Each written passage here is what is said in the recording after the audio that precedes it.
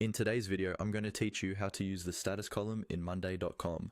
The status column is one of the most important parts of any Monday.com board because it tells you at a glance where each task or item currently stands. In this walkthrough, I'll show you how to locate the status column, how to interact with it, and how to change the status of an item so your board always stays up to date. First, make sure you're on the board where your tasks or projects are listed. Once the board is open, look across the top where you see the column headers like item name, owner, due date, and so on. Among those, you should see a column labeled status. This column is usually easy to spot because it contains colorful labels such as working on it, done, or stuck. This is the status column you'll be working with. Now, move your attention down from the column header to any of the cells in that status column.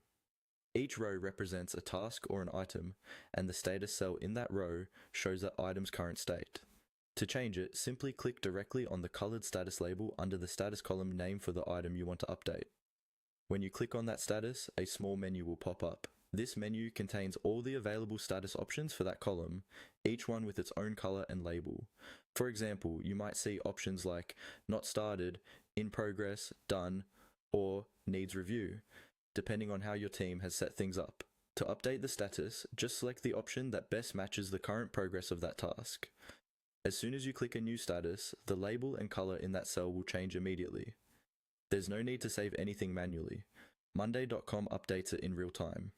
This means your team members will instantly see the new status on their screens as well, which is great for staying aligned without sending extra messages or emails.